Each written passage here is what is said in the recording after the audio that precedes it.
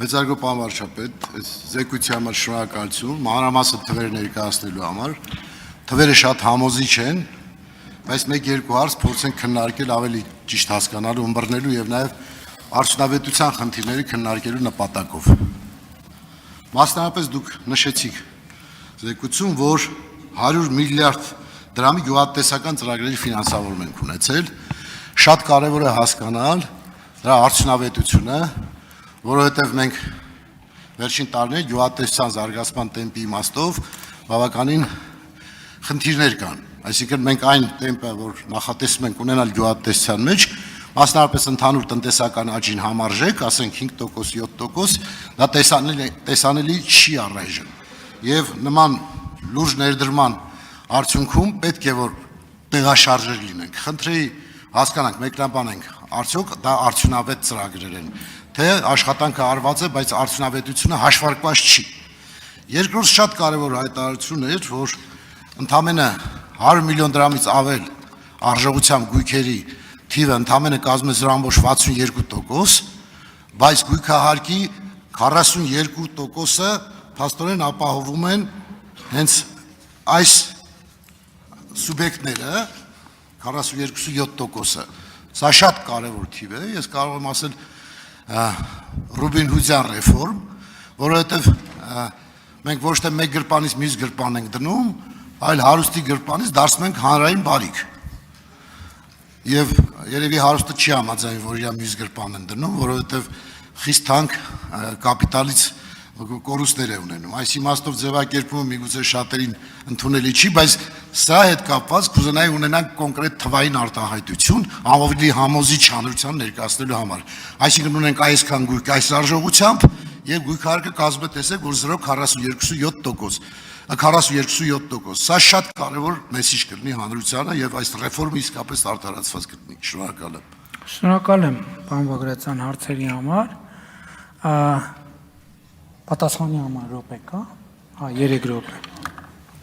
Շնորհակալ եմ հարցերի համար։ Գյուղատնտեսության ծրագրերի մի մասը արդյունավետ է, մի մասը արդյունավետ չեն։ Որովհետև արդյունավետ են բոլոր այն ծրագրերը, որոնք նպատակը ինտենսիվ գյուղատնտեսությունը խթանելն է, եւ արդյունավետ չեն բոլոր այն ծրագրերը, որոնց նպատակը ինտենսիվ գյուղատնտեսությունը խթանելը չի։ Նույն ես չեմ խոսում այն դեպքերի մասին, երբ որ ծրագրերի տակ չարաշահումներ են անում եւ այն դա առանձին թեմա է։ Մենք պետք է հստակ ասենք, ես այս վերջերս էլ կառավարության նիստում ասացի, երբ որ կարծեմ Արմավիրի մարզի 18 գյուղում ուղղակի կանգնեցի, մի երկու բակ մտա։ Գիտեք, տեղում որ տեսնում եք, մարդկանց հետ խոսում եք, հասկանում եք, որ մի հեկտար հողի վրա արդյունավետ գյուղատնտեսություն չի լինելու ուղղակի։ Չի լինելու։ Եկեք էլի գնանք փողը տանք, քսերը մտանք, հացը տանք, ջուրը տանք։ Գյուղատնտեսությունը ինքը ծավալ է ենթադրում, որպեսզի դա տեղի ունենա։ Հետևաբար հողերը պետքա խոշորանան։ Բայց մի հեկտարի վրա աշխատող գյուղացին ինչ անի։ Մի հեկտարի վրա աշխատող գյուղացին էլ պետքա մենք իրան պատրաստենք շուկա լինի, աշխատանքը լինի, ուրիշ գործով զբաղվի։ Էսա լուծում, ուրիշ լուծում չկա։ Որովհետև ես այն տունը որտեղ մտա, այդ մարդը մի հեկտար հող ուներ եւ վաղուց չէր մշակում։ Ես իրան փորձում եմ համոզել, ասում եմ, բաս այն ծրագիր կա, մշակեք, էս արեք։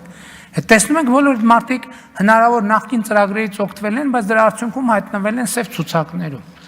Չկա տենց բանաձև, որ իրանց պետք է այդ բանը տա։ Հաջորդը անշարժ գույքի հարկի հետ կապված այդ թվերը ես կադաստրի կոմիտեին գրեցի, որ դա սենսացիոն թվեր են իրականում եւ ճիշտն ասած եւ ինքը ես նոր տեսա բացվածք է ուղարկել, ես դեռ չեմ հասցրել բացվածքը ուսումնասիրել, բայց էտա ես նաեւ հասկանում եմ հիմա եթե այս թվերը հաստատենք եւ վերահաստատենք, այդտեղից նաեւ պարզադառնում թե որտե՞ղ է աղմուկը։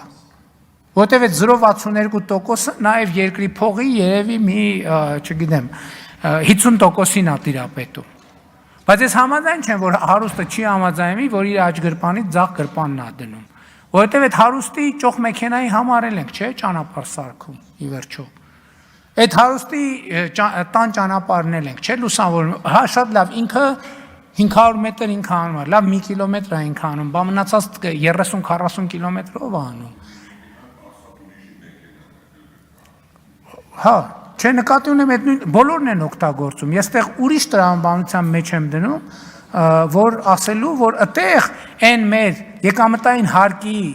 հետ կապված, որ մենք ասում ենք, ընդդիմության ներկայացուցիչները, այսօր պատգամավորներ կային, ժամանակ ցույց էին անում, մայթում այդ հարցը քննարկել ենք։ Դա հասել է իր նպատակին։ Եվ աղմուկի տեղ չկա։ Եվ ի վերջո, հարգելի գործընկերներ, ի վերջո ես այսօր առավոտը նստած եմ բանում ազգային ժողովի դահլիճում եւ նայում եմ, դա ինձ համար, ասենք, գիտեք ինչ, հա, մի հատ sense բանի այն ֆանտաստիկ ֆիլմի տեսարանը։ Ընդդիմության ներկայացուցիչը ձայնա վերցնում, ձայն, վարման կարգով, ասում ես, ես ինչ անելու։ Ասում է ժողովուրդ սրանք բյուջե են լցնում, ժողովուրդ, արբա մեր գրպանները լցնեինք։ Խելագարվելու բան է։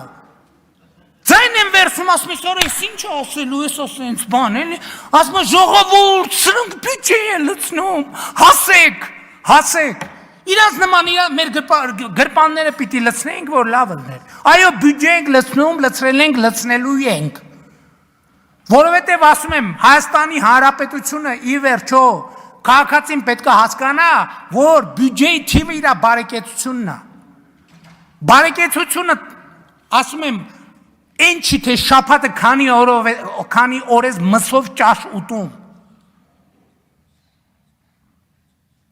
Մեր տասնյակ հարյուրավոր գյուղեր ու թաղամասեր կան, որ ասում եմ ուզում ես շաբաթը 7 օր մսով ճաշկեր։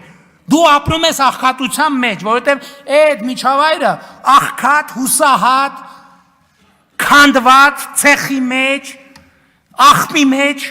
կորած միջավայրը։ Ի վերջո պետք է հասկանաք սա։ Պետական բյուջեն, քաղաքացու եւ համայնքային բյուջեն քաղաքացու բարեկեցության ցուցիչն է։ Ուզում ես տանը սնդուկի մեջ մեշոկով փող ունեցի, այդ միջավայրում ես ապրում, դու աղքատ ես, որովհետև այդ սնդուկիցդ գալու են տանեն սկիվր այդ խաբար էլ չի լինելու, որովհետև լույս էլ չի լինելու, որ պատուհանից տենաս 2 հոգով էին, թե 3 հոգով էին, հեռախոս էլ չի լինելու, որ զանգես, ոստիկան էլ չի լինելու, որ գա տենա ինչ ա եղել։ Գնենք չի, որ այսօր մեր ոստիկանությունը կամ պետական կառավարման համակարգը բան է, կատարյալ է աշխատում, բայց այդ թվում այն պայմաններով, որ տասնյակ տարիներով փոխանակ բյուջե լցնեն, իրան ջեբերն են լսել, ոստիկաններին էլ ասել են, դե գնացեք, դե կանաչի մանաչի ծախող կա, տեսեք ինչ եք անում։ Արձագանք։ Շնորհակալություն, պարոն վարչապետ։ Ես հենց դա նկատի ունեի, որ չեն գիտակցում, որ մի գրպանից մյուս գրպանն է, այլ ձեր ասածի պես ասում են բյուջե են լցնում։ Այսինքն համաձայն չեն, որ իրենց մի գրպանից մյուս գրպանն են տեղավորում։ Սա հանրային գիտակցության իմաստով ես ասում, եւ այդտեղ շատ կարեւոր մի հարց կա, որը վերաբերում է 10,000 ընտանիքներին, որոնք այո տարիներ շարունակ նպաստ են ստանում։ Այո, դա մեր ցավն է։ Եվ արդյոք այդ ցավի դարմանը մենք ճիշտ ենք գտել։ Այսինքն կա հայտնի ասացվածք, ոչ թե պետք է մարդուն ձուկ տալ ուտելու, այլ սովորացնել ձուկ որսալ։ Հիմա արդյոք մենք որպես պետություն սովորեցնում ենք այդ 10,000 ընտանիքին ձուկ որսալու արվեստը։ Այսինքն մեր պարտավորությունը որպես պետություն մեր քաղաքացու նկատմամբ, որը ինչ որտեղ միգուցե անզոր է, ինչ որտեղ հիվանդության հետ է կապված, բայց մենք հստակ պետք է դա անենք, ապացուցենք, որ մենք արել ենք հնարավոր բոլոր քայլերը։ Այս ուղղությամբ ինչ է արվում եւ ինչ հստակ ծրագիր կա, ինչ որ կա տեղյակ եմ, բայց ավելի հասցեական կա մեր անելիքի մասին շնորհակալ։ Պարոն Բաբկրացյան, ապա անապահովության գնահատման նոր համակարգը, որ պիլոտային եղանակով արդեն կիրառվում է մի քանի 2 մարզում է կիրառվում, ամբողջը դրա մասին է, որ մարդուն մենք անընդհատ դրդում ենք, որ ինքը գնա աշխատի եւ ապրի։ 1, 2, 3 ուղեկցում ենք կրթական ծրագրերով եւ այլն աշխատանքի առաջարկով եւ այդպես շարունակ։ Եթե չի անում, մեր կանխավարկածն է, որ այն մարդ ուրիշ եկամուտ ունի, դրա համար էլ չի անում, հակառակ դեպքում մարդին չի հրաժարվում աշխատել։ Հաջորդը, ես մի խնդրանք ունեմ մեզ բոլորից եւ ինքս էլ փորձում եմ ինքս իմ մեջ դա փոխել։ Տեսեք, մենք միշտ ասում ենք հանրային գիտակցությունը եւ նկատի ենք ունենում ինչ որ ուրիշ տեղ գտնվող ինչ որ մի բան։ Հանրային գիտակցությունը մենք ենք։ Ես եմ, դուք եք, երրորդն է, չորրորդն է, այդ թվում հանրությունն է, այդ մենք ենք։ Որովհետեւ մենք ովքեր ենք, Ժորժ ջան, մենք հանրության մեջից այստեղ հայտնված մարդիկ ենք։